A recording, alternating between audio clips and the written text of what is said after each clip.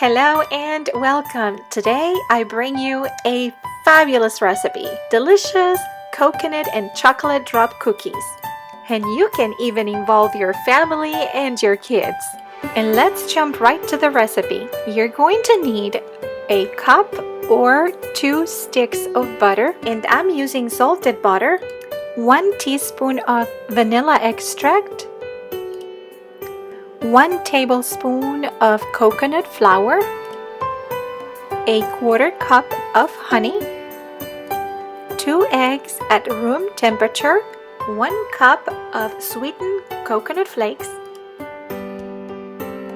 3 cups of all-purpose flour, half a teaspoon of baking powder, and about 9 ounces of semi-sweet chocolate bar or chocolate morsels or chocolate chips. And this recipe will yield about 20 cookies. Preheat the oven to 350 degrees Fahrenheit. I'm using an 11 by 17 inches cookie sheet and lined it with parchment paper. And I'm going to be using a stand mixer. First, add 1 tablespoon of coconut flour to the mixing bowl.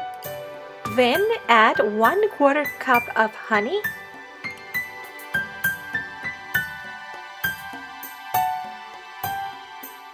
two eggs at room temperature,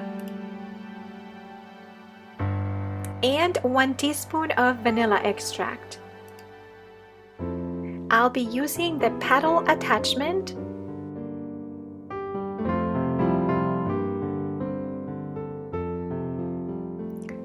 And I'm going to start mixing everything at low speed, and then I am going to increase the speed to medium.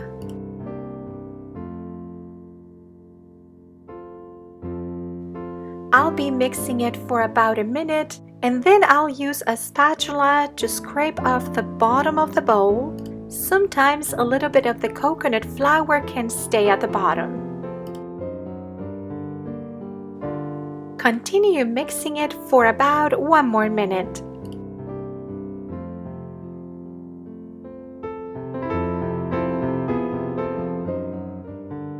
Now we'll add the butter.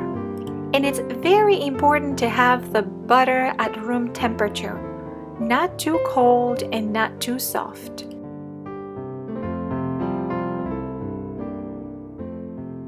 Next, add the baking powder to the flour.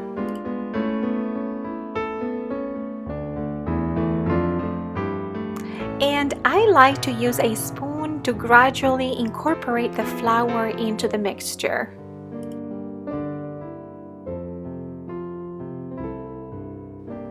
Begin at low speed so we don't splash the flour, and mix everything for about half a minute.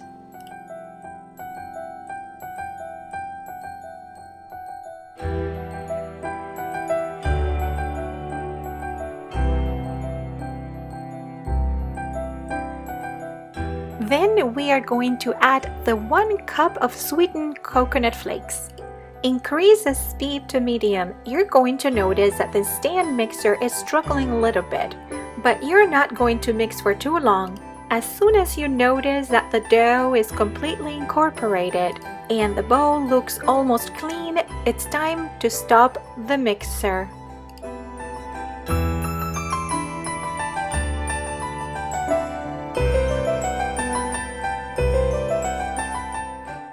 Place the dough on a clean and smooth surface. Then we're going to stretch it slightly and give it a few folds.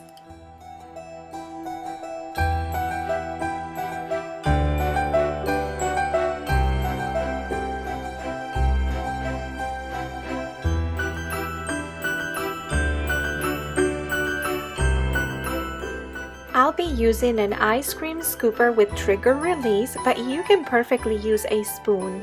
I just liked my pieces to be as even as possible. Grab about a tablespoon at a time, place it on the palm of your hand and form a ball.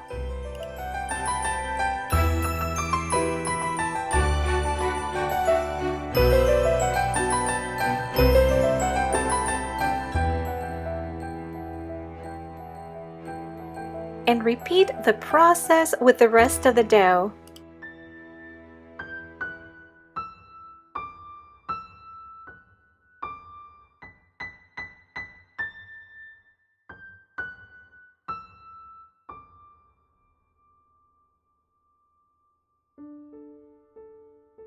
After you're done with all 20 pieces, if you have some leftover dough, you can incorporate a little bit at a time to those cookies that look smaller.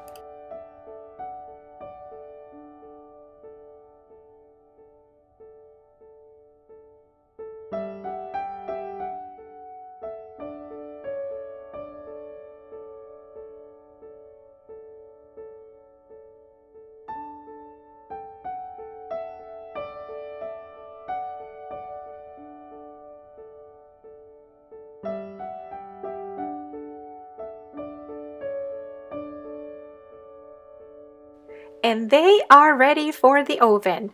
You're going to bake them at 350 degrees Fahrenheit for about 18 to 20 minutes depending on your oven. I used convection and baked mine for 20 minutes. Once you take them out of the oven, you're going to place them on a cooling rack. And now let's melt the chocolate. Add water to a pot. It should be just enough to partially submerge a bowl. Do not overfill the pot to avoid spilling. Just ensure that the bowl at least touches the water. Now add the chocolate. I didn't have enough of the chocolate bar, so I combined it with chocolate morsels or chocolate chips. The stove should be on medium and the water should heat up gradually. This will allow the chocolate to melt slowly.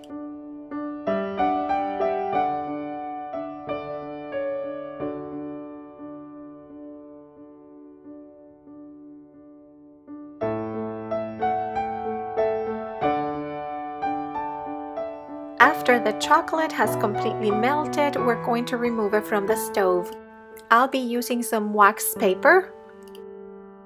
Now we're going to dip just the bottom of each cookie in the melted chocolate and place the cookies on the wax paper.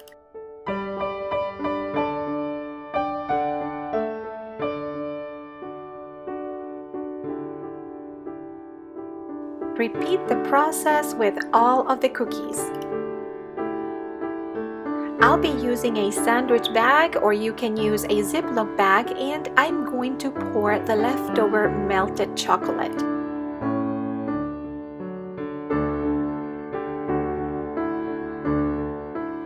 Squeeze all the chocolate to the bottom of the bag and wrap it around. I'll be using scissors to cut just a tiny little slit on one corner of the bag.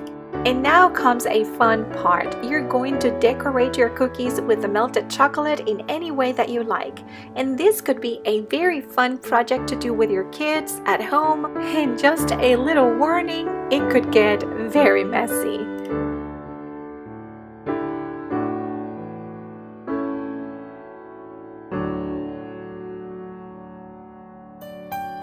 You can also cover some cookies entirely with the melted chocolate. And you can even add your favorite sprinkles and make it a lot of fun for kids.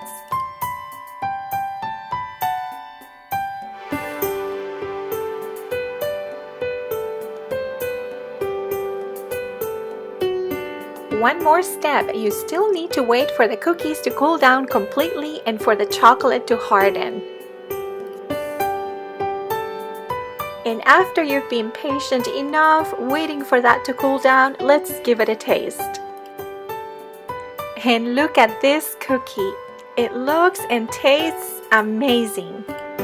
And I hope that you have enjoyed watching this video. Don't forget to give it a thumbs up and subscribe to my channel. And I'd like to take this opportunity to wish all of you and your loved ones a happy, blessed, and wonderful Christmas.